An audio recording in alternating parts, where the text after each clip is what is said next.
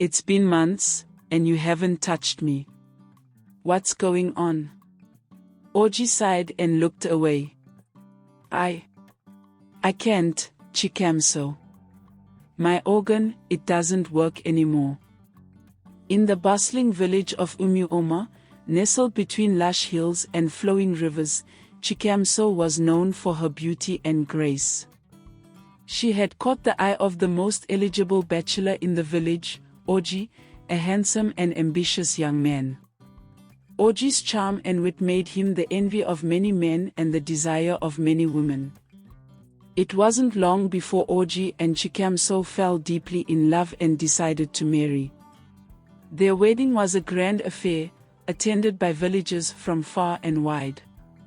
The village elders blessed their union, and everyone spoke of the bright future awaiting the couple. Oji, however, had dreams far beyond the confines of their small village.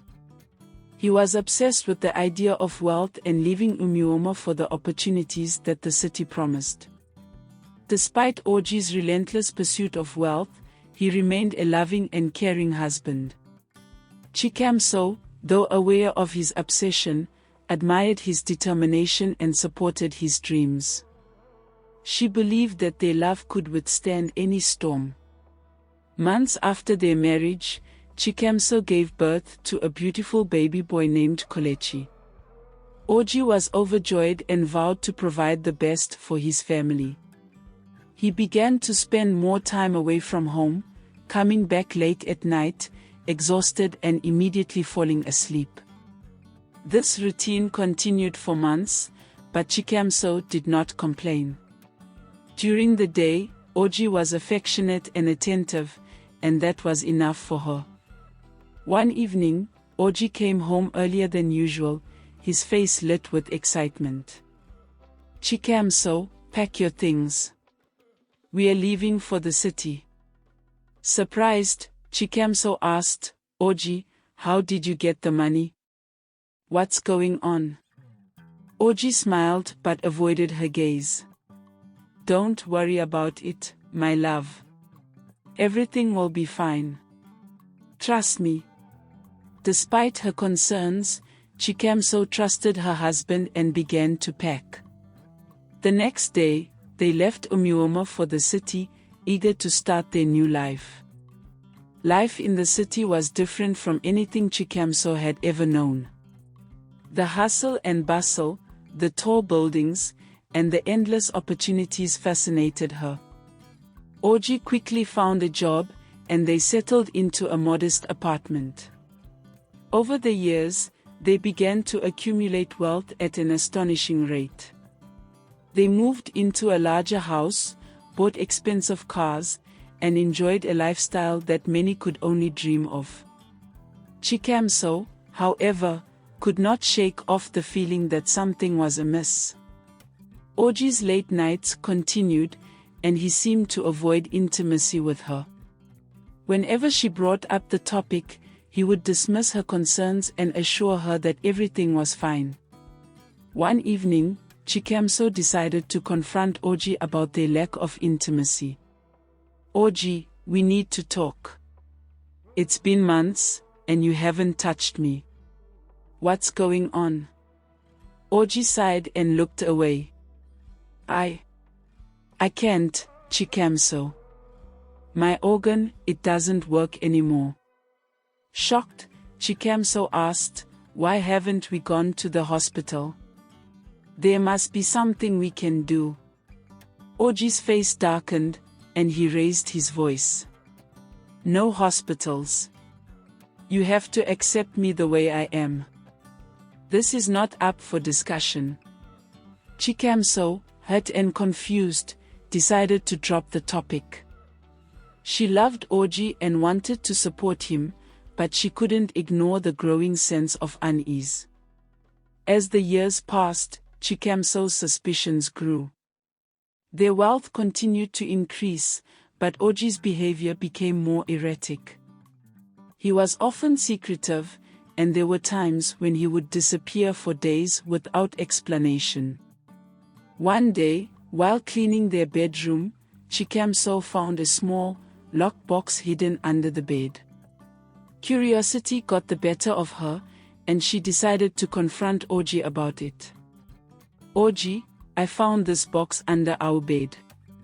"What's in it?" she asked, holding the box up. Oji's eyes widened in panic. He snatched the box from her hands and shouted, "Don't ever touch this again. It's none of your business." Startled by his reaction, Chikamso decided to keep a closer eye on Oji. She began to notice more strange behavior and unexplained absences. Her fear and suspicion grew, but she remained silent, hoping that Oji would eventually confide in her. One evening, Oji came home earlier than usual and went straight to the bathroom to shower. Chikamso, driven by a mix of fear and curiosity, decided to confront him once and for all. She quietly approached the bathroom and peeked through the slightly open door. What she saw made her blood run cold.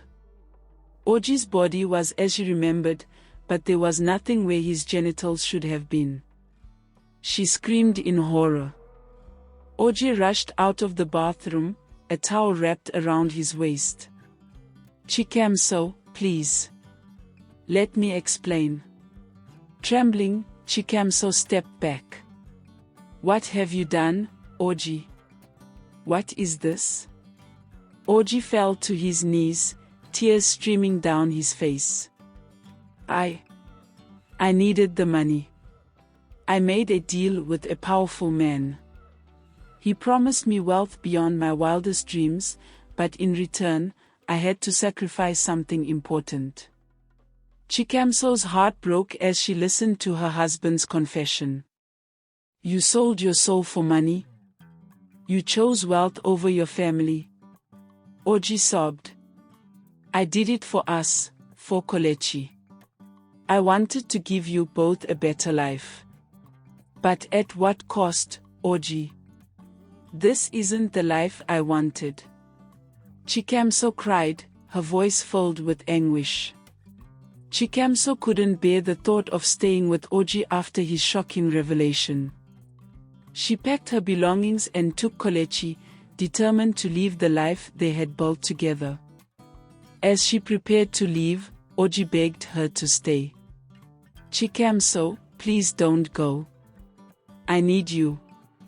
We can find a way to make this work."